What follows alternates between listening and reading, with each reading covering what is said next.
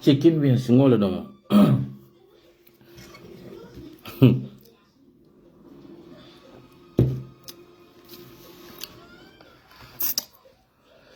Anyway, mbal be kontona bi wuraro la.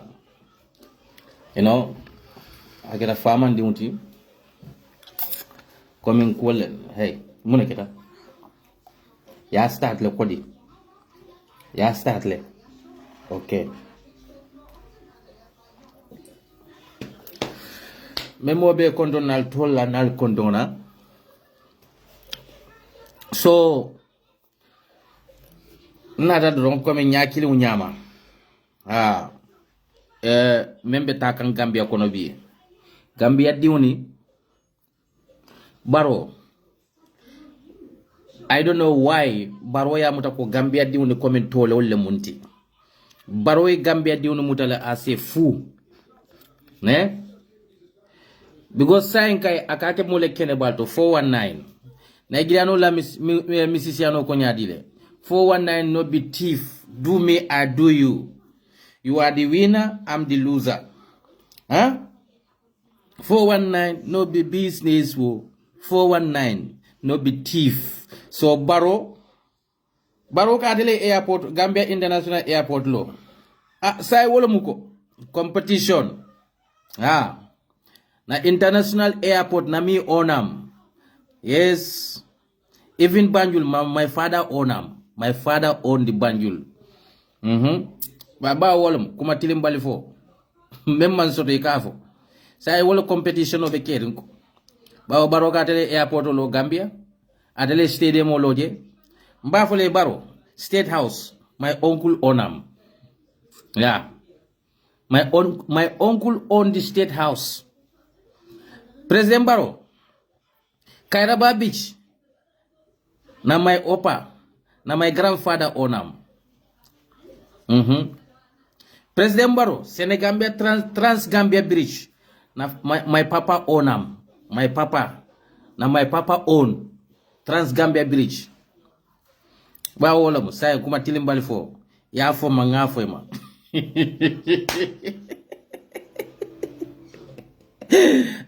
Gambia wala mo say kai challenging them. Let's challenge. Bao Baro Katele Airport lo. Mbafule President Baro yewo international Banjul International Airport. Yewo airport o mello. Wo landing na my uncle onam.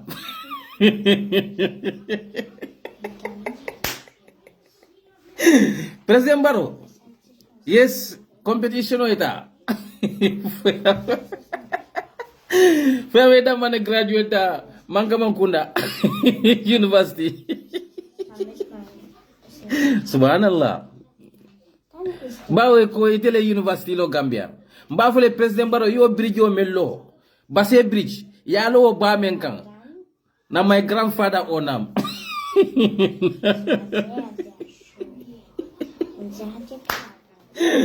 Yes. Ni amre idam manne yano. Idam mano de. Sisi la kanam vexindi. Baro be kelantela broda tinyadi. Sai competition olo. Bawe ko kuma tilimbali fo. E kata lo Gambia no nyato president Mumio. E ka fo mole ko itele airport lo. Itele university lo. Sai mbafule president Baro. In fact, Mangamangkunda la korda be dame. Na my uncle onam.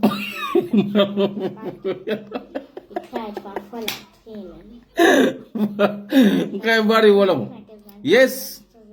Alla korda be dame Mangamangkunda. My uncle own. Na my uncle onam. Yes. Ba wala. Ngata. In fact, eka moto memborendi. My brother onam.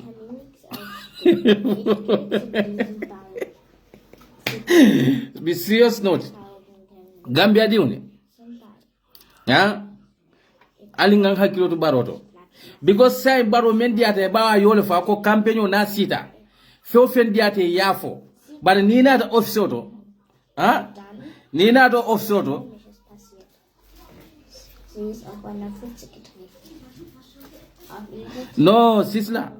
Amanke wata muna wulta sinoto de. Baro fone ya fa ko. Ni be palaso nyinin kay ka kumo men fo ni palaso nyi so da ni be men kele two different. Sai wala muko. Nyo competition olum. Denga lon de la UDP na nyato gol. Our leaders will not do that. But styling ata, the supporters challenge. President Barrow challenge accepted. President Barrow Kairaba Beach Hotel.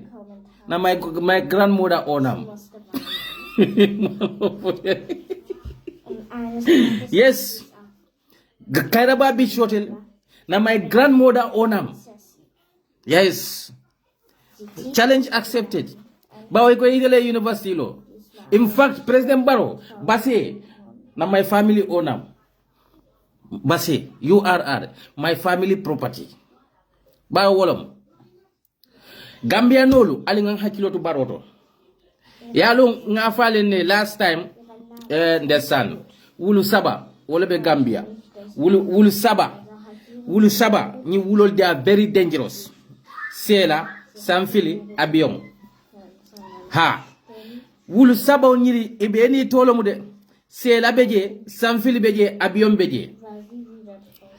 Fabu Sane wala mu abiyon sanity Amar Jite wamu Sela Jiteleti Baba Jamu Samfili Jaleti ni wulu sabo ni lebe Gambia very dangerous wulol la muyti wulu saba wole beje wo wulu sabo ni libe tomu Samfili abiyon Sela no tay mun dinde mani mbeta de mo lan ka nyille kili andu wulol nyili ñoo wul fuur te keri because ni mulu dol be fione bay kay te le katalo yiro santo ho yetalo yiro ko do ho alkamda ko fenne be yiro ñi santo kadal bu ka fentre je fo yiri jambol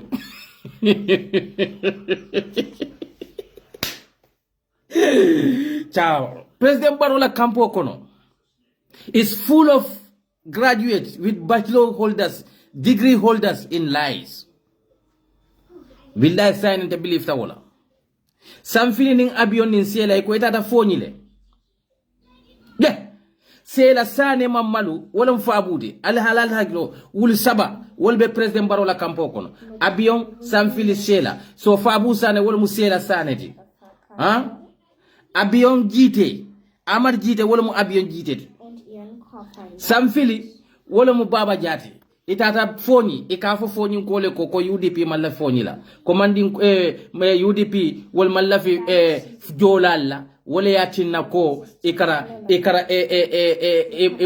ya jambe kele ndesan Gambia yalonte ku kilin dem bala fali bari ku kilin Gambia no la nga ala tentu wala mbe mo kendol lo kanne mbe politicien kendo lonkanne politicien o anim politicien kurun men yalon ko fo wanna na sollum say men yalon ko ke la parti setop kana ka Gambia diun la na mota ka punay say mbe bondi ka nyoko nolde in other way President Barrow fanana it is not too bad because I Gambia diun dol beje ay expose mo le ne mun adama di sifalum bawo birin dunia baya wulu nene ma moy ko an opposition me yalo ko you are opposed to the government il be banko samba kanyame ani be menke kam taxpayer sol la kodola wala yatinna ko e wulita iko e lafta ka kamunke wala mu e lafta ko ka wo system ni ne fali so ite man system ni briye reject nko ning opposition o tata all these independent candidate or political parties ning ayata ko itata join a Halifa's a PDOIS lela people will have no problem with that altata join GDC la no problem with that altata join in any other political party people will have no problem with that but yeah a ruling government may yalon ko ite you are an opposition to that government because of ila system we be banko samba kanyame wala mandiye yete reject Briye reject. Nene. Ya start le kodi. So Briye reject enimboro tata. Because ibe fenne noma. Bari yalong alaka Gambianul ma koile. wala tinan ko gambiano ning ala bela kunkoto tara ala kunkoto de Kontan mandi. president baro nyili yalon ne ko amanke leader sobeti yalon ne ko leader la mati me yalon ko ala bulon tanin fulo be man tarje because ate botamin tole man kaman kunda ndela URR ate yamira ko president ya because akabe majuma estate to ako ate 25 million ne yale mate president barote bare be president baro la fen ko jele jande ala majuma estate la office on yaje kamda ko sise buntung men bota sandoro yalo munum sise buntung de hani lota bunda la karankul ika selection belela president baro ko ate mu 25 million dollar de dollars so rich wala babul dol ko 70 million dol ko 200 million bare president baro ila wo majuma estate ala officio ni yaje kamda ko sise buntu woti tam million ya jaw balati bari wo fama ke problem ti gambia di ulle lata president barola yela kodo ti kay yadiala ya dundi wo state house o kono birate ate futata state house o kono rek ya mafiali ya mune fulo diala ndesane ko bi wa kawla wa kaw wa base ñun am nga ñun basen kay ñun amulo ebe ñun amulo ebe so birim president baro futata la state house ila ñim ma fiyali itatela musol noma ila sunkutol noma ikoy ko ali ebe tabi president baro ye ebe tabi ya te yo konkon damento to akoy ko way sen ciura nyambe bi defanede kay sen ciura nyambe e kay ko ma fial nata xam nga teranga yole no fiobet ma fial nata kay ko dede koto bi du ciura de bi moy ebe akoy ko lolen def si ebe si lifin si sibiri lifin bi e kay ko kon la ñu def wo so ma ay ala wo kono babula nyata tata lo ko wa fila kunna bilim president baro e bilay ebe do mo lu ben e kay ko kon be nyindo hani kon be ni ko yata gambia kono bida tata lo ko wa fila ko nani kon banjul marché to kon fon yalo ne ko mo le nata kunna jani manke mo 15 kabu woluna kon me ni oji president baro bul kon katal farine de bari ni weekend be na sila kon be ni kakuya hani kon men be na fanka so ko fente fo president baro ka mantoro men layka moli ya bula do ko men na nyina ta wola ate kai ebe samba hakundo wo munono sifa dole wonno no nyin niyamin ibuke fandan do no wala bar niyami kabe ke sinolete so naye fa ebela ayna wo samba hakundo lakan fulol le ko dada wo samba hakundo men bota santo don tel ni fulol le be siriyalo nen kamen fo aye fa wo samba hakundo la tep butu ni nata ni contract men nata e kay ko to contract mu ngini e kay ko redal ko akoy ko dedet ata rig nola because abe obla to nyame aye fa ebelela ay chicken wings lakan ay samba hakundo ta ya kafwama asinota na ya nyalo pepa kadura ka jinko jele butu benna ko do tale ba kasara la bulu so nyim men yalo ko iko itele mu politician oleti yela political party reject in mboro tata ruling government birin dunia baya wulu nene ma moy ko ruling government opposition kata ka wo endorse ruling government opposition ka ruling government endorse gambia no le nga faale ne ko mafia lebe jurumare na mansa kunda kono bari ala itaman sero nyita lalde ayalon ne ko ala subhanahu wa ta'ala te jila nan aya faale ko ala kana berodi president barola ala subhanahu wa ta'ala ate malaikol kila nan aya faale ko al kana berodi president barola bari ala itaman sero le nyita dalla ko nyim president amanke moti me yalon kasi nyim banko sambano ngal be ya mo le kuno president baro katele airport lo president baro katele university lo bari mbafule president baro in fact what trans gambia silabani my grandmother construct that trans gambia highway bari alal hakilotu nyim mafiyal to nkale ko Gambia mo there are so many heartless people in that country bari mba musol mbe diamu ka telle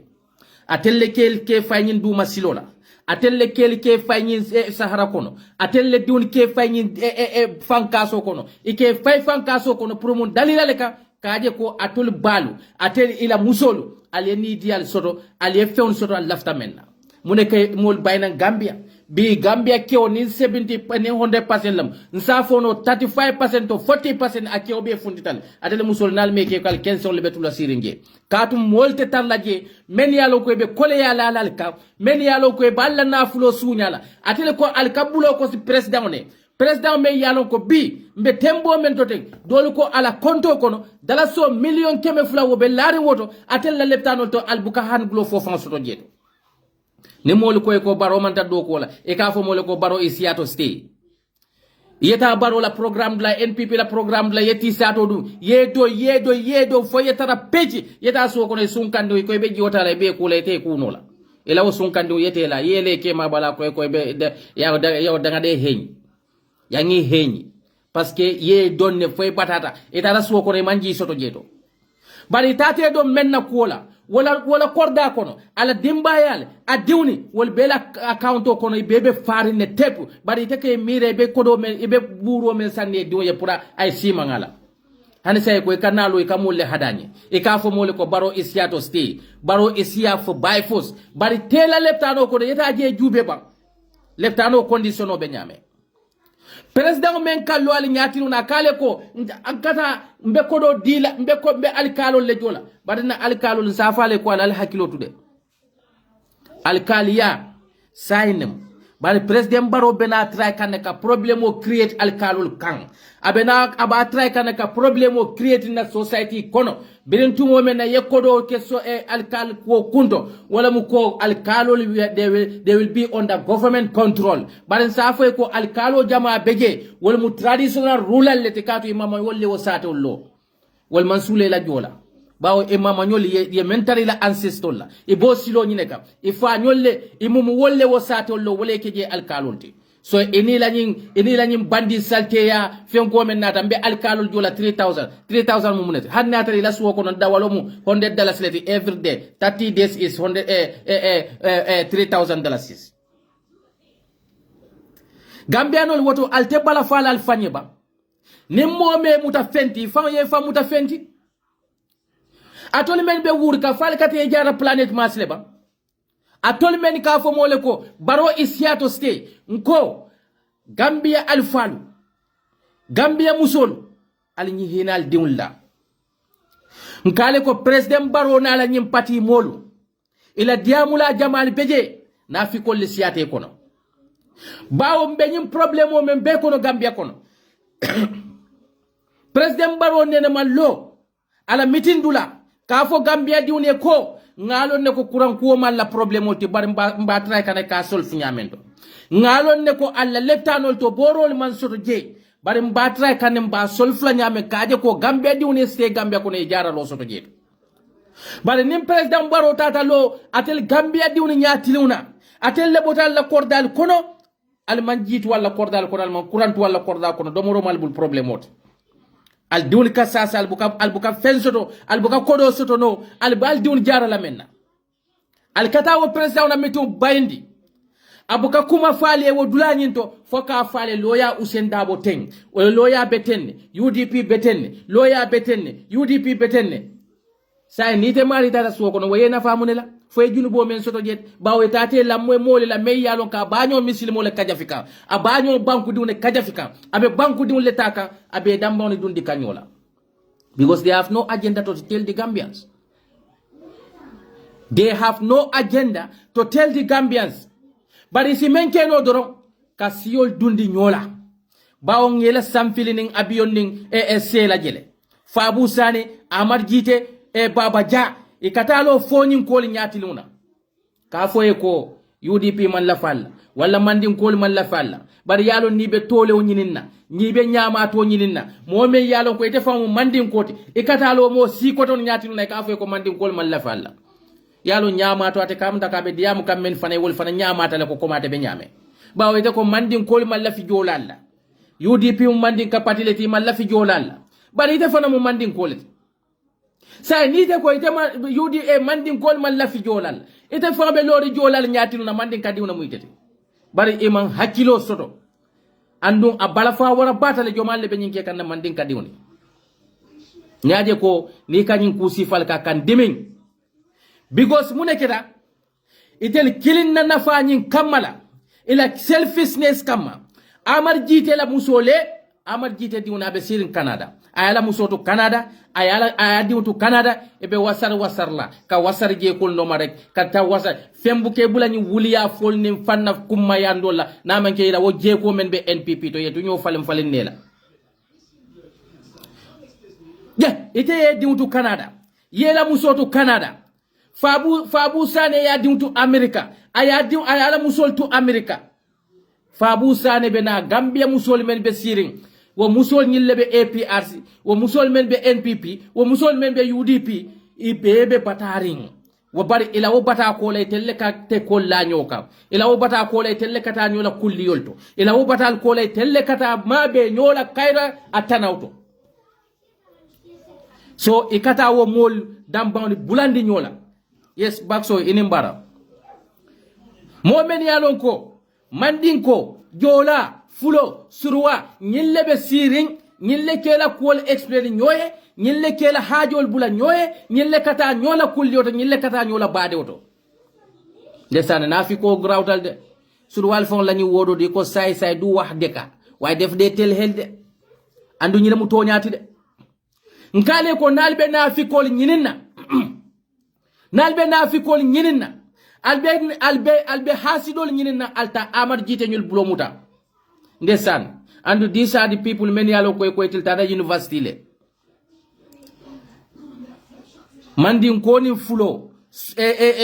jola ñille be sirin foni birin Gambia ya fallo ñin siol le be sirin je ñille kanyo futu ñille kata ñola bade oto ñille kata ñola kulli oto ñille kata ñola futu sitolto. We can have different political opinions, diversity, but at the end, we are all Gambians. But in Kali ko Gambia diuni, albe fende momo kallo e kafo mole ko, mbe NPP le to si ye mirabang, ila emotional control. Imire diuna, imire mamariuna, sama ebe mentule koma, bawo mobe kalla file nga fangan diul tun koma, mobe kalla file nga fangan mamariul tun koma. Desan. Mandin kadiun e kallo e kafo fulole ko mandin kol malla falla because of the politics. Mandin kadiun e kafo jolale ko mandin kol malla falla because of politics. Mandin kadiun e kallo surwale kafo ko mandin kol malla falla surwa ite fana bo mutale kono ite fulo bo mutale kono ite jola bo mutale kono ibe nyina di diuna ite ke mire kun kilon la bari Fabu Sane nyina tako ate diumu mandin quality jite nyinata ko ate diumu mandin quality. So that's meaning they are creating the hate environment for their children. Many yalon ko be doyari mambo fiyon kalama idimu ye tay meng aya fantar konnante ya society ko na malon ko mune nyin cause wa tar da afa nyolle ya cause ay afa nyolle ya cause ay nintelo tante ko fulole ko mandin kol man la falla nyina tan diuna ndiu sama abi asif wulinole ay ta fenyini wo fulol bulu ndedi si wulinole ay ta fenyini wo surwal bulu bari aka tari ko nga hatred creating diune bari ngamira ko mbake ka modolle Fabu Sane diu mandin kolete Amar jite diu mandin kolete bari ni itel fe ibe menke ka wo bedadale katu molle muyti e hakkilo le doyata molle muyti nafiko buka tonya jeno walakin ko alako innal munafiqin fi darki asfal minan nar walan tazida lahu nasira nafikol itel be talla jahannaba diun be jahannaba dumala katu ila kasaro ila koro wala kasiya ite mirako dindi ume wuluta sain ye environment create a fauna bankoka sama anin siyo men nyanta lifla sama anin siyo men nyanta futula sama anin siyo men nyanta tala nyola kulliyoto jannaba nya yele la balo na mune mu duniya ta ayatar ko konnante ya create tan wol tema amalo mune yake innocent child même malo mune fo be keri amalo mune be politiko kono ebe environment tinya kai sama te nyanta lifla men kono misilime bankolo mu nyindi andu hanisa misilimo lebe bulari wo kafo nyin noma aliko politiko lo mwoti ebe ko do fola bi sama wo be tinyaro men kele ma dawlo ebe kuodo promote kambi ala tinyaro te danna bila bara ala tinyaro be tala fo sanji kemenin feng kuma kan important alde danyanta men fula walakin kila ko faman kana yu'minu billahi wal yawmil akhir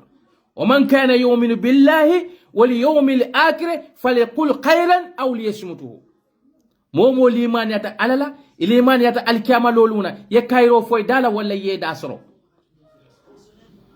andem meyem balafa muslimol le katal siring e katade ila moy kanyim molla muslimol le katal siring e be blokos la nyim molye bari wol men be blokos kay be siri wodulato e nyinate yeddi wol letu suwokono let's say saying ite ko fulole ko mandin kol malla falla ite ko surwale ko mandin kol malla falla e ko jolale mandin kol malla falla jolali yol mute sondo mo kono wol fanan bole fole diwne mandin kol malla falla wol diwni fanan nole be menna wol diwni tel bandin kol diwle le nyanta sila karambun kilon kono wol jolal lebe kelantel diwle la ticca solti wo jolal lebe kelantel la doctorolti ite amira ko wol ning atar ko konnante yabe jolani mandin kol tema ninte kuran dante mu mandin kolati wol nyantante aten la le nyantan aten la nyamemba ita kela because hatred nyine be jeto. Why our brothers are crying in Italy? Why are our brothers are crying in Libya?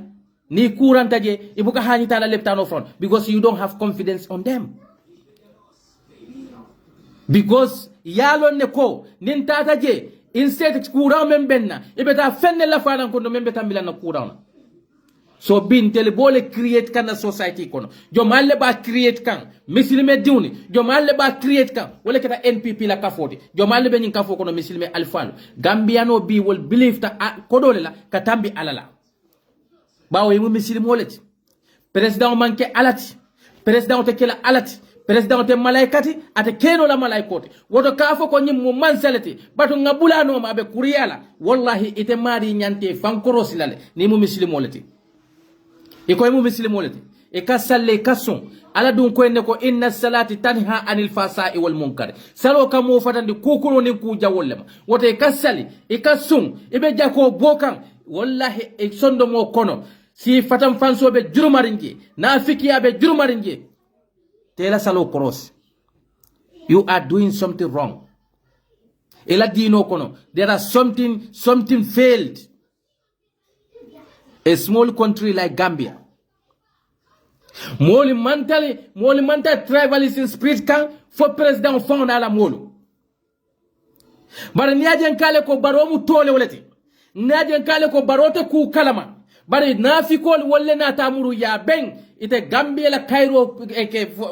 ita advice kan Gambia la Cairo la. Jani be fulaya abmenten la. Jani be fulaya promote la. Ebe mandinka ya promote la ebe suruwa ya promote la humanity promote ala yentel benatindi ayen benatindi nyin dunia as a human ala yen benatindi nyin dunia kono as bani adama bawo ala yo foyenne inna kalakina zakari wal unsa wa ja'alnakum shu'uban wa qaba'ila ngal musol nin kiol dadal kono wo musol nin kiol kola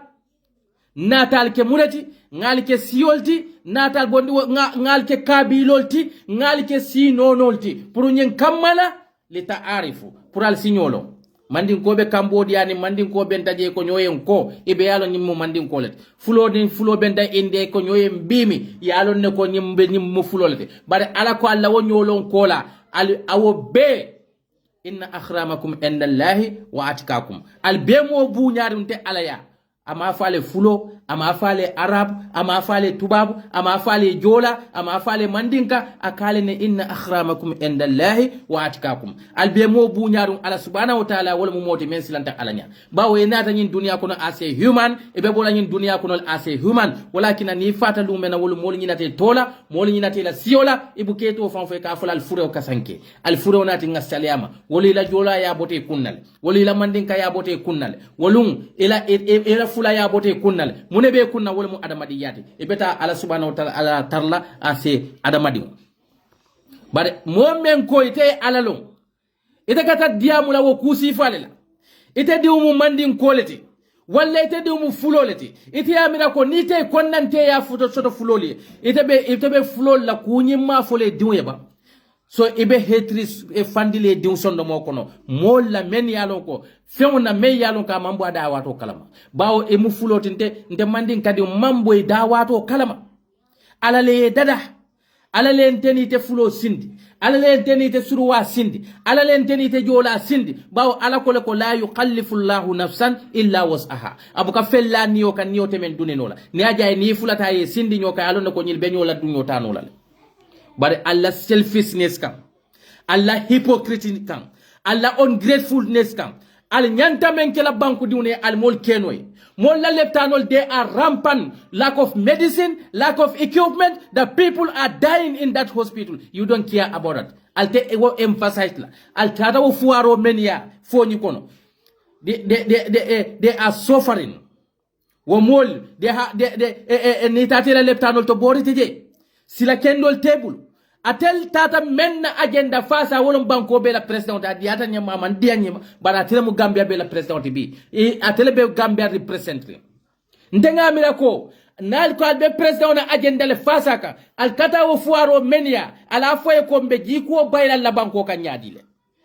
mbe jiko bondila la nyaadile mbe domoro sona ndi alle nyaadile mbali diun la karam betiandi no la nyaadile rather than al kata siolta foni mandin kol bejel foni fulol bejel foni jolal bejel ni jolani fuloni mandin ko nyille ka be sirin foni kono ala le nyille ke signol tijedo ite na fikima e ala nya silama ite ala nya silam balo ite na fiko imam men soto imam fen soto be men fola wo fuaroli ila balwo kenya to fo kata lo nyati na ka fo ko tikar nyol man la fatel jomal be nyinkeka na president na kafola mol andum president men ya sorandi ya ben jomal le multi e jama beje tribalism ne samba president noma Gambia alal hakilo tude yalo dunia mu korosi rolti dunia mu karawneti adamadi una wuli wo wuli e ka karanne ni men yalo ko tapaleoli ni men yalo ko ye fankili Dr. Holda Solla ni men yalo ko ye fankili ko itel they are intellectual ina fikimalu ko itel mu opposition leti ko itel nata banko la Cairo e lafta wala bare bi fembe Gambia ko ne yalo ne ko president Barrow be ta kan nyame amanta ta kunkan president Barrow bi for example mo ko 70 million hannata ko 50 million nam ning ayatar ko tilobe Gambia banko ka ning ayatar ko president Barrow manke sunti president Barrow la salary mu jolleti 250,000 ya times 12 month la sauna kartanim fulola wobe kanyande 3 million dollars islama wo 3 million dollars wo mu sauneti san kartanim fulo president Barrow la mandate mu 5 years leti 3 million times 5 wobe kanyande million tang ani lulu wala mu president Barrow la salary ti nama bututi bondige hani dalaso nama bondige wala be kanyande million tan ni lulu ma sa bi Gambia diuni ni ka fontele ko wo president na account o kono million taworo wula le beje dol ko million keme fula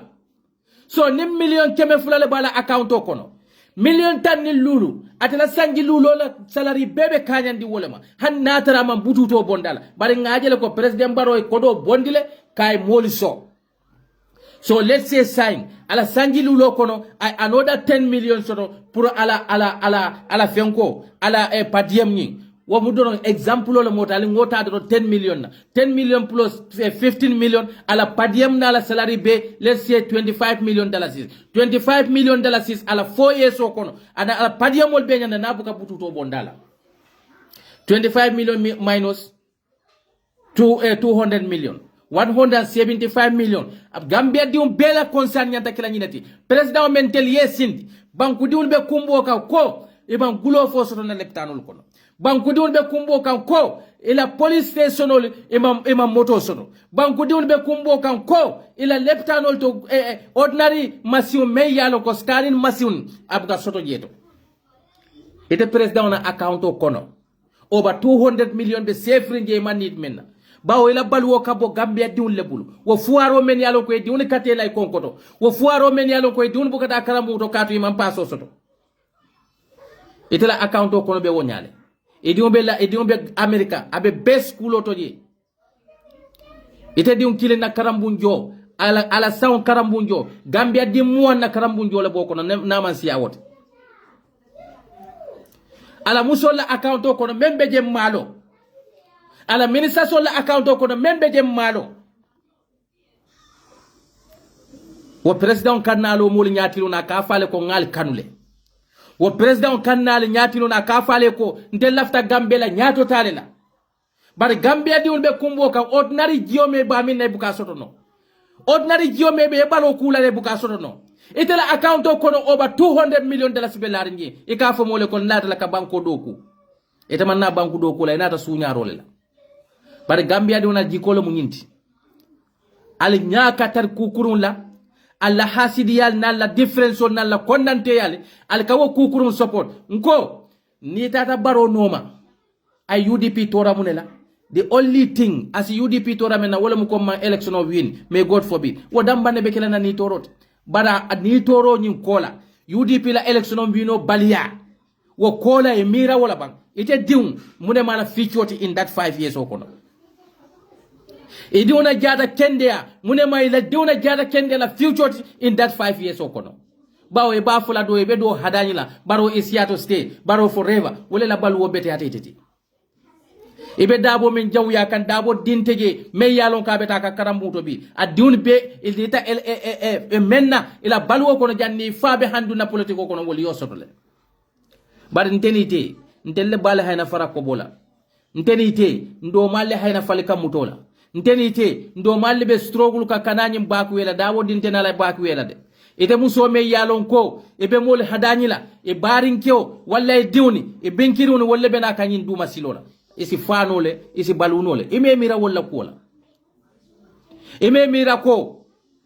ite kata marasio me yalon ko ibuka chalo fang sannoje bar dabo lafta men hanna lafta every day be subole do mala ba do mala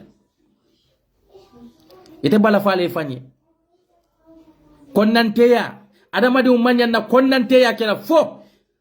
to nya fang e nya ka tarala konnanteya nyin kamale be fanya fasaka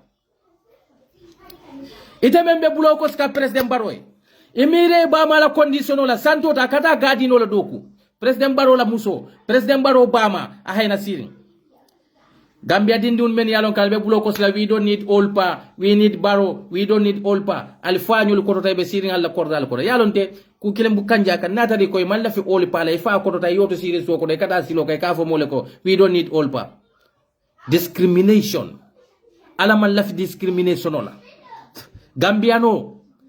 andu nyin denkilo men atutal bulu ya jambela wato lal kallole we don't need Olpa we need yaya yal barini bute ay dol barini sene ay dol barini taye bay wo bankoka ye dol fa alman arisal mankaran al kallo we don't need Olpa ite Olpa tu la so kono Olpa wole juo sku fasine ata set Olpa wole selo sep kela karambu jo ifama bari mammalu Iman horomosro ikatalo siloka ibafula we don't need Olpa you are singing something that you don't even know the meaning of it imala kotolo bawo society inita alfal bar Gambia bi mol kallo we don't need Olpa wala dabo keba yatale ala ko jomale ko keba manyana ledila nal mala fi kebal be banko men kamara lola wolle kal sada alla president men yalon kal kabulo kosiye wol ay sada dimmalu e kanna president le ya men yalon koy kodota wolle kela kodo ci kay yadila ngamira ni man la fi keba be marlo la dame bojeto kebala marli fen jam fala bar Gambia alla hasidiya alla nyo konnanteya president Baro nga fale ne mo kendete ate banko keno la kilindi mo hey nyaton ko membe banko kala kilindi nyaton ko me yalo ka lafta nyim banko lidla wallahi wo nyaton ko te diamu la ko president Baro ka diamu nyame because president Baro is creating the hatred abe konnante yale ta kan ala banku dum dambol tema atela ba create kanje sama ite nyanta mo men marala ite nyanta mo men tala wala nyanta tar la do ko wala telekoto itala banku diwni ñil be kan namo jole membe opposition membe la mansa kunda me fo fembe support ka mente support ka bela namo kata ketele bloko no andu ñin kili wo kilin alkiyama lolu na albe ñin kala bela ini be tambita ñoo ñaadile bawo kila le afod sallallahu alaihi wasallam kullukum ra'i wa kullukum mas'ulun al ra'iyati al few mu kantar lalet al kili wo kilin ñaton ka wo ñaton ka imu kantar lalta andi be ñinin kale la kantar fewnale ini la kantar fewn tambita ñoo ñame baral president baro la diamu kan ala lamoy ban ñine mu mansati me yalon ko ala banku diul tema ate la supporta sol ni opposition la supporta sol aka hetri konnante ya ko le create tema because munemu amal leadership mana soto munemu amal leadership integrity soto munemu ama unity nying ama lafi wala bara nafiki ma ka fo mole ko lafta nga gambia be ke kilinti bare sita lo jana e ba fula nyin don mo kurun leti etla banku din kilun tuma joma le koy ko ni mamma sakunda support mo kurun leti tuma joma bare gambia diuni albe bulo ko skanyim menye wo ministre sol la musolu wolte sila motol kunkan wo ministre sol la musolu ibrahima silla la muso al nene tajela mediato Ibrahima Silla la muso nene tata barola mitin dula wo Amad Jite me yalon ko abe tala be nafiki yake la Gambia diuni tema bawo wulo olomo adama di me yalon ko ngo Qur'ano le ba halaki kan bawo akatar faniya fokan akatar nabi fiki yalale abe Qur'ano tala ba yusla Qur'ano mu horoma fennet bare yalon alayni mosi fal fo moli yenne ñille mu molti men yalon ko ala ka fa yastaruna bi ayati llahi shamanan kalila e kanna qur'an ayol ta ye compromise price indi nadro to satisfy the people ye ala la kuma kawta ka manipulate ka misinterpret comme karuna anin hamana itarta wolela fir'auna la'natullahi alayhi bira bala man sayala tembo men mo kuro men ya ben karuna bo molle kono ñille ka tawrata tay ka misinterpret ñille ka tawrata ta e ka fo Musa e ka fo Fir'auna ko yalo kamo fa dakatale ñille ka tawrata ta e ka fo Fir'auna ko kamol buute kamol la musol taybulu adakatale atar ko be fofem fo ka be fanya kilinte je membe tawrato kon jite bo jikole la bi ngale ko Qur'ano karanna be manke ala nyasilannati bawo ala ya example of ala ko ako law anjalna hadha alquran ala zabalin la ra'aytahu khashi'an mutashaddian min qasiyati llah tilka li amsalan nadribu halin nas la'allahum yatafakkaruna ako Qur'ano nin ayatar ko aya jindi bere konkole kan ibe bere konkoji la be feten nale ko min ko katandi buna fente fo ala nya silan kamma ako bara ya jindi adamadi un kande fotuma do baton sike silan nalti fotuma do baton sike ala tentulalti bari wala kinne ka Qur'ano je faare mo sondo mo kono tepp abe jenola Qur'ano be faara kum kono isi Qur'ano je faare mo sondo mo kono tepp abe faniya fo ka be nafiki yake ka hanne atar ko ala yalon ne ko ate fan yalon ne Qur'ano kono mun munafiki yati bari ka Qur'ano tay ka manipulate walla mu molti men yalon ko yela kandota yela alkiyamole wafi dunya la jite ñul bo molle kono kata wo salifu kemo baro ñoli kana bula mbala sawo wolla ibe qur'ane ayol tala ibe manipulate la dron bawo del gambiano nin ko ala mbuka laban ala yade barka sorje wo fiata mbulle ndakande jakale bakele ngo karannalle be gambia molit nyaka tarala kene bato ko president be menna amambeteya aka molla na fulota ba dunde ka kukunta le kunto president na account ko no over 2 million be je fuarol hayna dindu le kata siri wes filibe sadada nola bare hani sain ite muso men ka wulu yalo ne alala lolum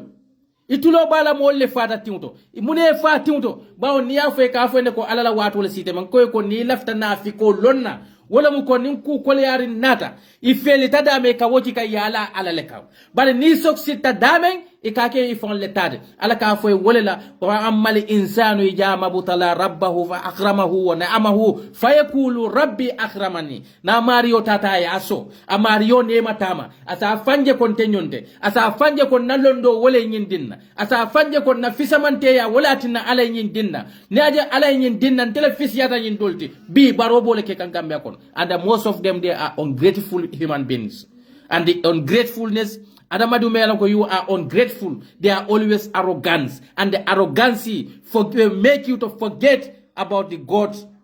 Nina mutonyat. Ni Adamadu Meyalon kama am ungrateful tale. Ama wasa, ama ala tentu, akake mwole taka arrogant. And wo arrogancy wole ke ete nyinandi the existence of God. Kafo ala begele. Because ni mo ungrateful ta akanyina le ko molle nyin kenye ni mo man ala tendu akanyina le ko ne aje mbenyi kairo kono bi mol telephone ya adim fanna bar mo madinna ima janyina ta alala akramira ko nakende ya walatina alay nyin dinna barate nyina ta ko nin ayatar kende yalam mol beje men yalon ko wol namanke wol suto dorong wol suto wol bukasino benen tuma menate katare jinko kan kor banjulu wulo be katar wo wonnala suto banjulu wulol bukasino no fente fo president baro corona kambul bari mol le beje men yalon ko wol be ala dambane ten kam wol la sutam bwe e ka kele ko nafilo dorong woto ning ayatar ko kende ya ala ka fisamante nkale ko nyin dunia arrahman ala ko arrahman dunia ne mo bele kanyanta je kafiri muslimu mo men silata ala nya man sila ala nya ala ko arrahman dunia ne mo akadi mo bele equal ta woto bar arrahim wala mo alkiyama nemoti wobe jonle men silanta ala nya woto kafo ko ngani sotole because na kende yalam ala nyin dinnale because telefisi ata carte ni de ala ko do dila askeno ayodi lela hala kole kande mol be lari leptano to itulo bala polisol be complain la koyla e motol soto ndella wo santo to suni kata sunyaro la jele polisol nie ko li ka fay ko moto tembul bar president baro la within 4 years o kono ala moto siata Gambia ala political party la moto siata Gambia police o bela botot atel Gambia di onal nyaabe nyim belale bari yalon ning ala lafta yankan kato lala mo kan ake nyatilindi mole la membe torala bawo alkalte toñaje la yalo Gambia dim ala e fatandi memma ika wole ke niye toro so je kanafo ala kititala min tole ala kitita min tole la ala koy ko kana suñaro ke ala koy ko corruption o haram tal ala koy ko kana corruption ke je mel be corruption le kabula wol no ma ye toro men soto je itara leptani imam bori soto je ka fo mole ko ala la kititala e fadu gross this dankeschön e ka fo mole ko ala la kititala ala kitita munela bawo ala ya sen yandi mala set akoye ko o man asabatu musibat man asabatu min shay'atin ma asabatu min shay'atin famin nafsika adamadi ne ku kurun soto ku kole yaade ni ya soto tro alon ka bote fone balade kana ala bile mulala baw ala ko ne ko ma asabatu min hasanatin famin allah ku kende ni ya soto alon ka bota ala leya ma asabatu min hasmin sayatin famin nafsika bari momo yeku kurun kole ya ko soto abote fone bala because nin ku kendo ala ko kana bula sumoli no man meni be tinyaro kela kana moli mako men yalon ko ibe kasaro le kela ye kasara lale mako men kela kodo sunya ye mako sunyaro la ye sembentuya ala dun ko ne ko fala tatanazu bil ismi wal udwan wa ma'asiyatir rasul al kananyo mako al kananyo sembentuya konnante ya kan alkananyo sembentuya hasidiya kan alkananyo sembentuya mun kamma alkananyo sembentuya kila soso kamma watanazaw bil birri wa taqwa al nyoma koy ku kendo kan anin ala nyasilonka bari Gambia fombole ke kamba hani jamabe president baro endos kan akoy temala ko amantarin na banko samba kan sila kendoka but they prefer president baro Gambia tinya ye certain people je wolbe wonyaton kaya nyina hanni atra londo be bulle banko menji ko mu woti nimma sibo kole ya la tal kal ka fo mole ko ha yalo alale gambia fana kete fo alale banku le dada ko fuara banko le munyinti wo banku te dunia kono alay men dada kale ko atilbe balula fuara yalo kono individual si baluno fuara ya kono bar alaman banko be dada pour fuara ya kam gambia 99.9% na be fuara mune okay because na system o men bala we are Muslims but we pretending muslime ya jiko atembala yes bawo ala ko ne ko ma min arda illa ala allahi rizquha fefen abe nyimba abe alale ya dada surtout la adamadi wala karola adamadi wo adamadin alay fenne dada ay fefen ke banko ka banko dawda alayal harjen dile atutay telebe wo harjo nyini na nyaadile isun kanyolu ye fanko ye costume dum ye fanke diplomatique ibe na fik walakin ay buka barakano ite keno la fendi bawo ite baye karandi ifaye karandi sama seno le kono ibaye karandi gadina seno le kono wo ibama la wo namo ala jata kende anyanda tarla namo men balay kata abula mansanoma inaka wo kodo talba kasara la jomal nene nyinje jomal nene oji iba fula mole ha baro na tok fi way mo jen UDP hana UDP du Gambian na baro tok hana yaw fone kon yaw hana yaw denga de stay planet Mars yaw planet Mars nga stay sa family dende dem shopping si planet Mars because they are dumb ni fengeta ya fo man gornari yalla ten yalla fale ala ten jomale ka bolono alama ala koy ko kana nyoma koy konnante yaga Gambia fonte baro endos ka konnante yale kama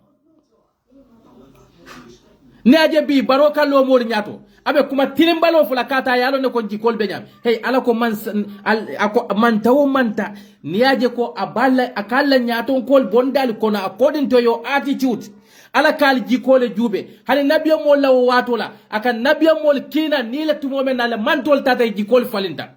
aka wo man nabiyo mo sifal kina ika president baro ni sanjinano ko nay mu nek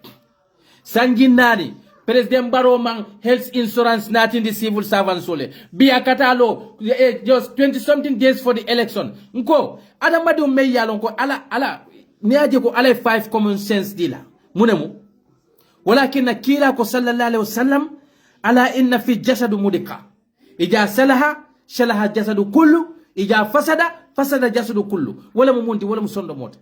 You have 5 common sense. That's 5 common sense. Inu aka noro le ta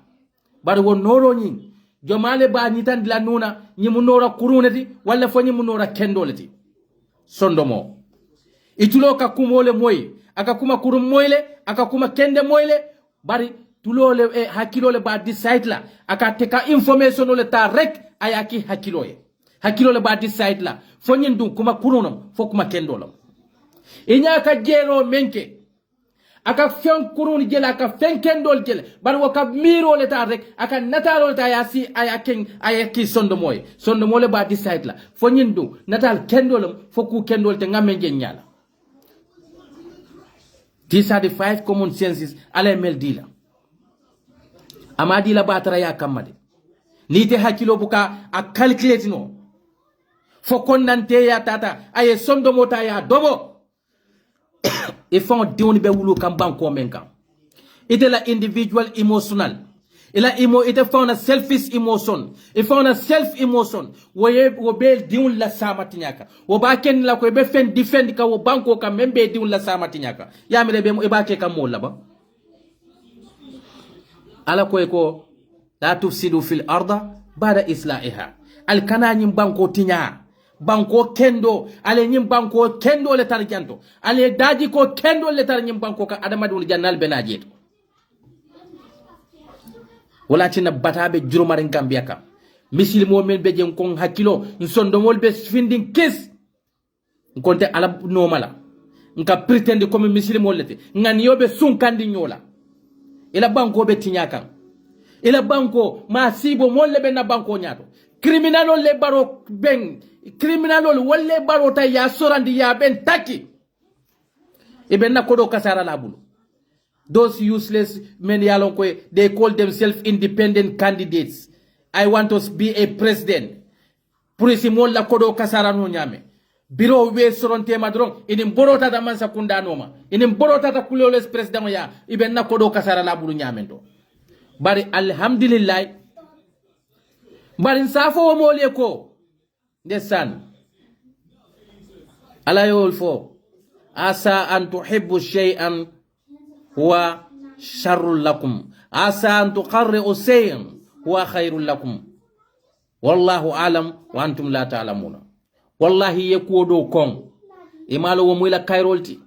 Bari yed kodo fanan kanu. Wala be kele la koroti. Bari borta nyim president baro men noma. Wala be kele atel la political career endi Gambia kono. Because Gambia no li alon neko. Atole manke mo kendelti. Atele malafi Gambia diune bu bata kono. Al malafi Gambia ita nyato. Bari al bala selfish interest le noma.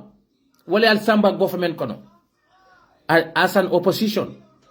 Instead endorsing your fellow oppositions. But you run to the ruling government. Government me yalon ko kala policies. Ika banko samba nyame. Wale me nyabo. Wale atina you are challenging that government. Birila we block that. You run to join that same system. That's showing us that which you are telling Gambian or you are showing Gambian your truly character. But in Safali ko atil fana na political career be dan na world. So fali. Gambian ol bal be jube ka killing. Almu alem beso si mani jada kendel. Atel fe yalo ko ite mu candidate olati. You join President Barrow. I swear to the God. Ila political career. Aketa nyala. Amanke nyala. Wo entale. Because iteya you saw your truly caller. Your character to the Gambians. Who are you? This country need her citizens. 56 good years. Banko me yalon ko ordinary drink potable drink water. Ila banku di un masoto no. Ji kensio ila banku di un masoto no. Ikata lo ila banku di un nyatiluna mbe alkalo le jola. Ikalo ila banku di un nyatiluna mbe health insurance le natijam. While the people are crying for ordinary drink water. Because you think that we are full. Because you think that we hate each other. And that you are taking that as your advantage. But Allah benyim bondi la Gambia kane. With the help of the Gambian citizens. Meni yalonko ibe konnante ya dundi kandamba on tema. Fulo be batari, mandin ko be batari, suruwa be batari, ntelle ka be marseul kono, ntelle kata leptanol kono borite damento. Yeah. Iman jata kende ya provide nonye. Konko imo bandi nonka. Mindo ima bondi nonka. Say sinyo ya membe ndamba on tema ebo farantinya kan tema. What do you want from us now? Because your individual selfish interest. President Barrow bi Fatu ba Barrow jube. President Barrow bena president yala. Ala muso na ya nga jamadro. Asa abulo barama. Fente foja kamala. Niye beje kamda ko bula muso me yalonko. Anyale mata kema ya bula. I bebe jari nyoka kon bi niyo leje ko ke e poudarle ali yal diwni soto bata men kono Gambia musol bo batale kono. Do you know how many widows are in the Gambia suffering? How many widows we have in the Gambia? Many alon ko ke nyol fata ye diwul tuibul. The suffering that they are facing. Fondin kyo men be bulari noma. Lamel Touré nyol men be bulari noma. O Lamel Touré birikama. Na fondita na ika a fondale na ada kalo folo je janne bala face gela. Talibo konjira ni nyoni. Jite nyol. Iko ite doku o kela. Bari be bulala mansal noma. Kam mansala kodo domo. Al bali be batare. Al bari musol be batare. Mansa kunda me yaloko the important issues in the country ibuka wol address ngoy mu misili molet ala kole ko ali ku kendo niaje ko ala ko adamadune ko inni zailun fil ard khalifa adamadune ngali ci kale ngali ke al falleti banko kan wo banko nying wo alfaya nying abe adamadin be individual be kili wo kili abe mbele kan na responsibility la mo kaje ko ku kendo e sabati wo banko ka bar Gambia be ta silo men kambi ali jube bang baral kilinte je men saya nyaabe nyi nyala fe yalon ko yalon ne ko baro mano andu barote banko keno la kilinti abe banko diwni taka be divided kan instead of uniting them e ba support wa kawo kamma ala dun kole ko al nyoma koy ku kendo kan al kana nyo sembentu ya ku kurun kan bari be ku kurun taka e ba sembentu ya kan dan ni ba fula kon temu fulole ti batu nga baro fasa ndemu sara kulole ti batu nga baro fasa ndem mandin kole ti batu nga baro fasa nyin kamala Gambia siol sike kilinti fulo mandin ko surwa nyille be siri yeke kilinti nyille diwni kata karambuto e diwni kata karambu mento ye je maintain ye good education osoto bade ndemu fulole ti be baro fasa dal ye baro fasa ela suwo ko ne buka do mo fa soto je etela ela fulaya anafale ela baro fasa fulaya kamba anafale ndem mandin koleti batu nga baro fasa ela bandin kaya wo somo ela korda ko ne diwni be men domo lay ma soto etela wo fasa ro anafale e ka fo wala fanjawya wala be Gambia kono baral kun kan election o fela sitale moltal nenela al kana bero fay baroy na diata me ataki ka yakala keso kono abe buligeto abata abe labanne teleka itele be suwo kono ni di usasa tay buka boro sannoy itele be suwo kono ni di usasa tay buka samba no leptano ni asamba leptano to bori teje itele be jeto ni di usasa tay ye transfer Senegal ni man kodo soto yeta du sadada no la social media bar mba fulale ko mammo ko tefode bar esa jawla momo bero cikata disia ale bero cikali adi president barola wallahi billahi tala ngawo kalota ala yenne bututo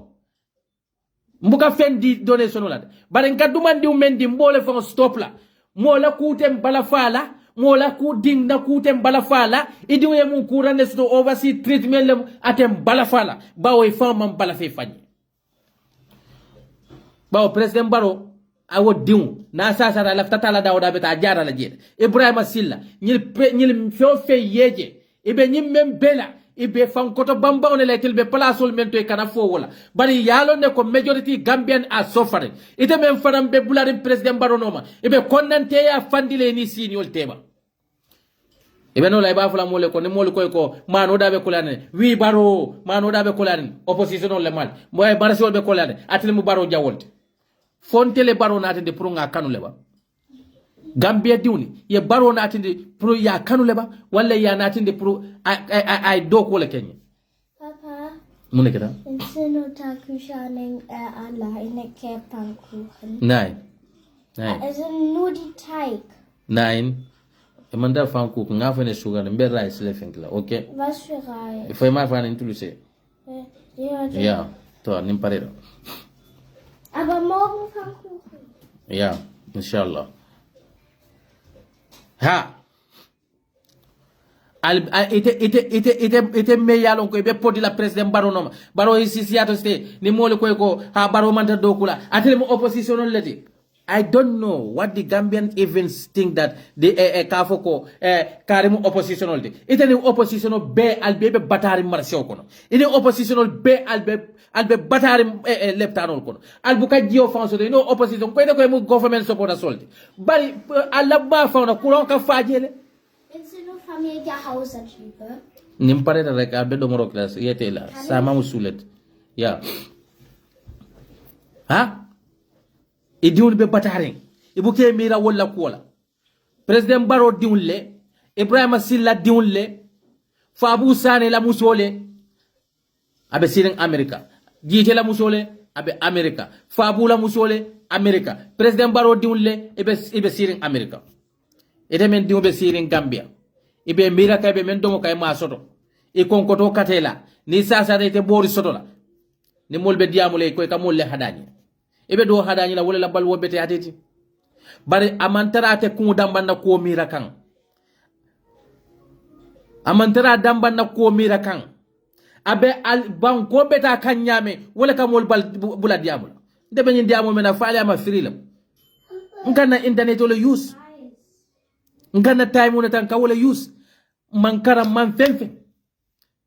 nte pola soto la manza kunda kon ndiwni felentiri ni lafta men do moy kole do mo but fonte diwni e men disaf fo Gambia dindiwni men beje e ma wo disaf ba jite ya diw men to Canada a diw men disaf fatele diw fisi ata men diwni be suwa kono tiba barate ko Gambia barobe ta kun kanne bara ya musuna diw to sirin Canada fa abu sane ni wato men bege Gambia ama diw latindi kanasi fe Gambia de because I alone ko the privilege ibe men soto kan America, the kind of education ibe men soto kanje wallahi adi unto soto Gambia. But one di diuni wo fuaro diuni wo samasine la diuni, they prefer those people to continue suffer. So until be jam ndam bound be nyo fenkela. Karimu oppositional de, ñine mu oppositional de, nim courant ta day ka fele oppositional la cordal courant sambaji. Albebe boring na from one place to another albe jini ni una munati ne man nawe ko ya fay ko debu president Barrow la supportal dal jonati ndi but because of the ignorance and incontinentia of the society it can weleta as their advantage but yalo ne ko man tarta kunka wala tina nga modol je ba fula ko ñun bugu UDP government parce que UDP government social way fantan kalteng albebe bataring aleta si wo marse kono wo marse sun kandi on albe yaay la je poto be si on fanko bela ila baro support na fale adama di support ku kendo kam a support diun la na fa kam alon ko ite be bola ñin dunia le bari be diun le tulaje kana conditiono create diun e me yalon ko sama ite feel comfortable akono ite be siri marse oto ebe kumbo kayla balwola ñin don kata akata president ya abasula wuli tawna tilo kono wena ayete convince ite diwo be siri so kono ni ma wafiro ke marse oto ate balula e kana ti sato di lebe bor la president ñin noma e ba fole ko president be janne diakuya ila mul be batari Gambia but the most wicked and heartless people are those many yalo ko be diaspora janne and supporting this government mbe bota Gambia ko kole yale mbayna banko ka and you believe that President Barrow is doing well then well pack your things and go back al dolbe je falla musul de siri Gambia jomane man la fini la family le tan siri nyok ini ko toni dokumal al be tan siri nyoka yebo do ko wala yenal be kacha nyoka par moli kanna do ko don tara kese wulon ko le kiyali al jama be podi ka President Barrow no mal bu kanda walo bondi wo 99% among them ila ndawalo be diaspora sol le bulu ite la tala ko president du wo be banko samba kunkan amete employé no pour ye face responsibilities ta funding ki men bebe president Barrow no ma dol be je they are graduates 4 years amate funding ki employé no 4 years ama health insurance dadano 4 good years president Barrow ma menkeno in last 25 days o kona kana funtal kaka afo ko mbole kelali because ye mul tole mutale fuara ya Gambia no le creative fanye banko bet man tekeno la fuaroti way bari mo kurun nalike support ye fuara ya lalika alkanal ka fo mole ko yalo ala la kitira ala ay Gambia fuara bankol ala banku jomale da kale ko fuaro le malti ite dunia banko je bere ala ko wama min arda illa ala Allah rizquha so fembe nyim banko ka da fe wo da fen ala fenne daye be balula men nin tel photo balwala le ngam fanyi nin kako ala fion diala natural resources ala fion diala si balu menna bari nale nyaato ka kurun soto men yalon ko la selfish interest wuliya fokola bawo kalte ku kalama ikata lo alsinna ya jambela doku fioni kale ko ndele yin doku wala tina president Barrow ka hañi lola Gambia dun nyati no be ka fo ko tele airport doku ya alte bala fala al fanye ba president Barrow la man sakunda ibeje ka siol dundi nyola yalon kale ko man samel lafta ka banko samba nyato woka siol tala ayeke kilinti bawo ayalo ne ko nin siol manke kilinti ala mansa kunda de tembela ni mansa kunda dum man tembeno banko te develop la so foyenali ye banko diunita yeke kilindi ye confidence ta ya dendi banko diul dambol tema yes sobo bodi banku dul dambal tema wotumole la banko betano la bari tebe banko sambano la nyato nyadile ibe siyo dambal dundi kanyola nyin siyo lebe sila kadoko kenyoka ibe tarla sobe de nyoto that the sabotage in the government will continue and then ita fono la ko batunga fulol dambanta do ko la ita fula ko batunga surwal dambanta do ko la ita fula ko batunga jolal dambanta do ko la e be kam melta wala mu Gambian donote and e nyanta molta not based on their tribe but based on their qualification and their competency. But this is how African government are. They are useless, they are wicked, they are corrupt, and then hypocrites. Kabanku di ultake dundi nyola. Momen be siri nyille ka nyo futu. Nyille kata nyola badeolto. Nindo e kole ya suta kata do ka ya donto. Nindo fane kole ya suta sita nindo ya donto. Hanna atari mantar sikilit. Bibo dambol taka be dundi kanyola. Wo dambao ni be takan ibe sobo dundi ke tema ite killing na selfish interest kam. Walakin anko atul mandin ka dindiwne alal hakilotu. Fabu Sane alal hakilotu. Amad Jite alal hakilotu. Wallahi be kodo tabi kambi abela generation to generation aba hontilale because kumo abu kanyina de. Bao bi albe selfish interest le kekan al katalo sidoli al koy mandin kol man lafal. Bari bo men create ka sama e diwo be di diwo si dunno a problème o kono la bawo sama ni te diwo nata ka lafta fenne la Gambia no fulol ma fasa ata sotola no surwal ma fasa ata sotola no jolal ma fasa ata sotola ata o dindiwo man ku kela bari tele ya a injecti la mining jol kono ko mtelu mandin kol man lafa la do te diwo mandin kol ya mira ko e bo ke kan dabol la ba e man daro ke kan dabola e man tara ke kan dabola de ba ke fawne la e ba ke la generation on nal man fensoro albe men fula Gambia diwni nal man fensoro albe men fula Gambia diwni ali bula ila peace kono baral kanata al kasiyol dundi nyola wo siyol lebe futurin wo siyol le kata nyola bade oto wo siyol le kanyo ma koy nin kole adunte kono ko tali ngang hakilotu walakin ko Gambia wallahi momo lafta Gambia la nyato tala jamfa NPP la NPP manke patiti me yalo ko be Gambia dun kala kilinti because molle be kafuri nyoma men yalo ko they have different agendas some of them they hate Manding Kas, that's why they are following President Barrow. Some of them they want to see President Barrow fail. Some of them they just following President Barrow because of money, but they don't care whether he succeeds or not. And these are the different type of the group. Ni benta dawda kafonyin titanola. Ando kafonyin fanan lota silo menka, silale mu alaman lafi silo menna. Silale mu kila man lafi silo menna, wala mu jamfa silot. Jamfa ye kuoku anyaton kaya. Jamfa ye kafo kafulo. Wallahi wa kafo. Anende ku kende kela. Membe moli sondomo tenkundila. Kila aliaf ayatul munafik salasa nafiko taman sero ka nafiko lo taman sero kono ala wo taman sero kono jam fala beji fanya fo beji walakin kila ko ijawa adaf fa akhlaf ni nay kusitu da ka boy kotole aka abe lahidi la kula dorong ate lahido nyin timbandila NPP lota wala ka lahidi tinya kila man la fi lahidi tinyala ala man la fi lahidi tinyala bari Gambia bi misilime diwul le ka mol makoy because nga moyle misilime diwul le wulte dara baro ye kay ko edim edo ku nyol jamfa subhanallah misilime banko ye mol jebe diversity sotoka membe banko murundi la koma ite misilime alpha e mawuli yete ke kilenti foy kata do ye ka fay ko ni nyil talata la delbe kafulema wallahi nkale ko nunto kafiro la jiko wala be Gambia bawo bin tumo mena kila sallallahu alaihi wasallam kafirol ye ko be kata makka kafirol ye ko be kata ka kila bondi dino kelo kam ka kila ko dindi dino la ila banta muna fula kila e kay ko nyim fuarol ni lafta ko ntel kafu ila dino ba e be nyim fuarol le bayle bala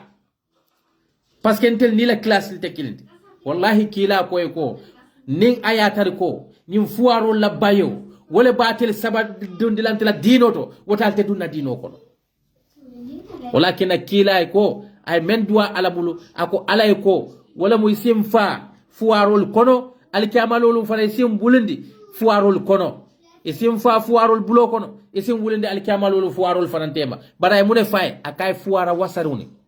bar Gambia bi fuaro siata je bar fuaro wasariu amansiya wala kinna ko ikate kela kartol wafi kati man alamuta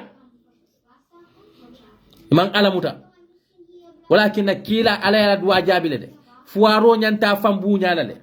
kila fata jomale bulo kono Umar bin Khattab wollum Usman bin Affan wollum Ali bin Talib wollum nyili bemu molleti men yalla fuaro le muyti bari hadi sayin itobe dunya kono fo janni ila yawmidin amanke la fenti yati de bari ila foroya anin kalo ka tonya silo ka tonya fasa bari Gambia bi tonya fasa la doyata wo banko ka ne ko do bondi yati lila moto ba on tele amira moto de alkiyama de nga Gambia no moto muta fembalati de president baro na lafta men na foro ya fenkela do ka moto litilite la moto be bulu yete la korda ko ne be mira le ko la muso fa ko ila muso ko to dawalo e kay ko billahi bi dawal tembul ite ko ka moto le borede anyo tole yale be kere ali nganna bero ci ka ngadi United Democratic Party la sanji lulom ni ma ka nyama ali yafasije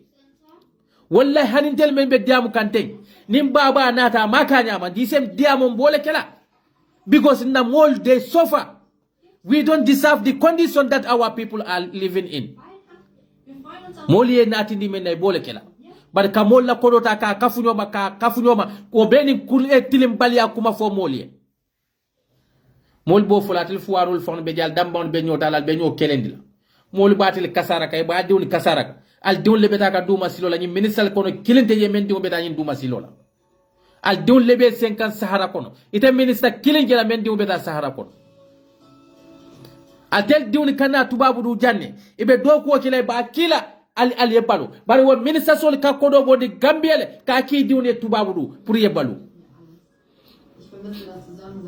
al bala fal fanye nyim banko ja developta ate fola musol koma ye banko ja developta abuka fola alfal koma bari alfal nyanta kila sama mira lalti alfal manyanda kila la poketol mira lalti bari bi wala be siare Gambia kono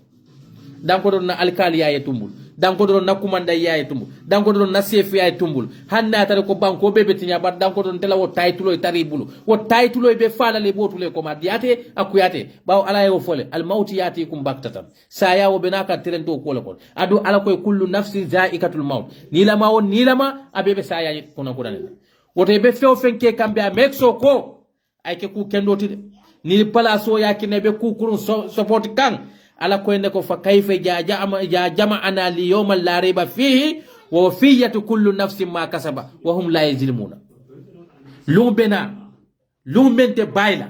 nilama abalbe kafundila nyoma ye bara wo barake nyin dunya kono ala babe natindile nyatiluna adu kilente jabe momen tonyela ala buka mo tonyede o ma rabbuka bizalami lil abid ala buka la jon tonye woto jannibe tikila ibe kuri yal kela mira saya la bela bunda konko na lumen na malo molle itebe o palaso ebe o minister palaso mendo mo jolle yake ile dol fata dol be balure ibo president ya palaso mendo mo jolle kita president ile adamadi we mira ala responsibility le dila banko mu responsibility le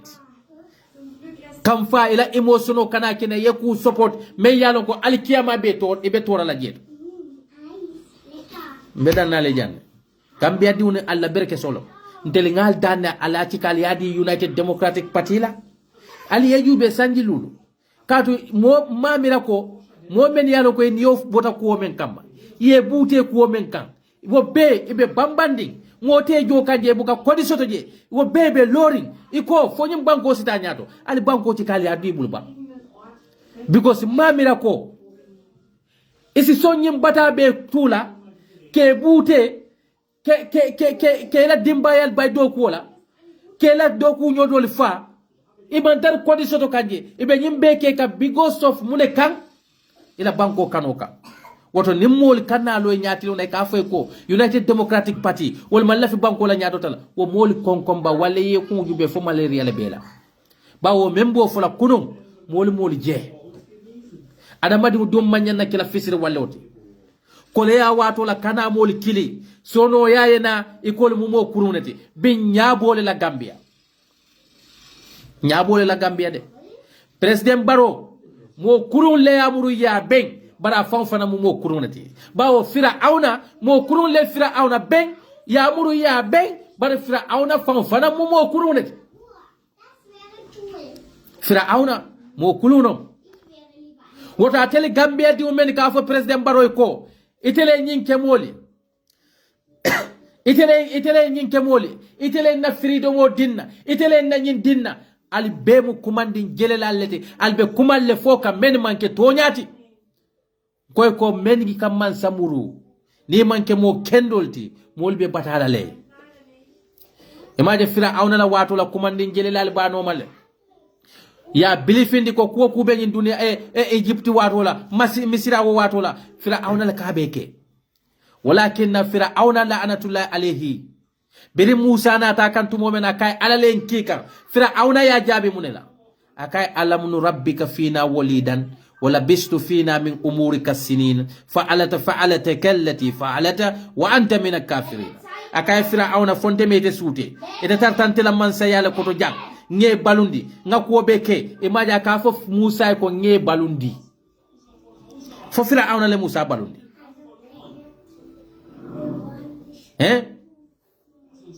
Musa kay ko tonya la Firauna mbalute la mansa ya watola ila mansa ya tilo ko don balutal akay yemen fo wo mutonya la tide ila mansa ya ko don baluta wala ko bara kay tile kanema tamunnu ya alayya an baddati bani Israil akay bari kawo nemo menfo e ko itelente balundi Firauna akay mam balundi Musa kadiamu Firauna kantende akay imam balundi akay kato Firauna itela do kulal Israelan kolle multi ndem Musa mu Israel diwneti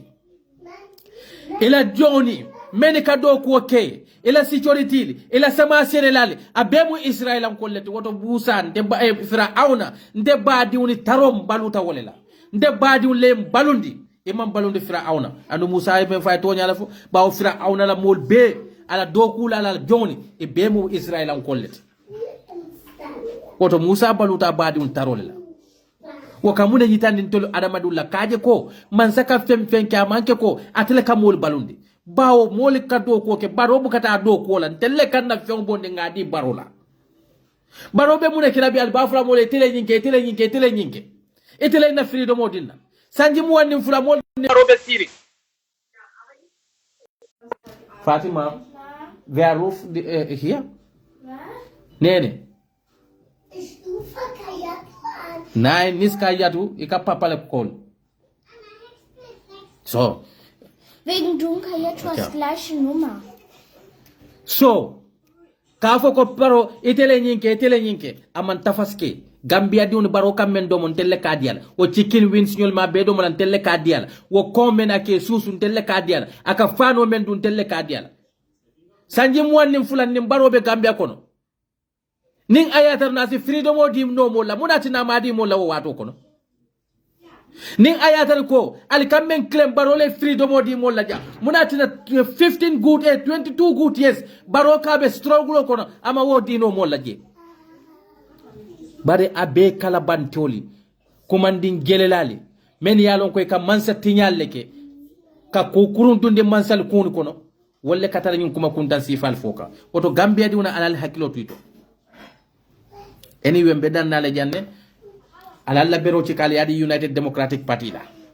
aliye fanan tes ni ma keno 5 years lem aliye balal bal baro aliya jele ko baro e menke nyum 5 years o kono amayana kilale kulloti abale kene balato so nimmem balante be kene bato balawne la baro ma kenna ko wala mu tonyati atu dal bulu jede atelle be Gambia kono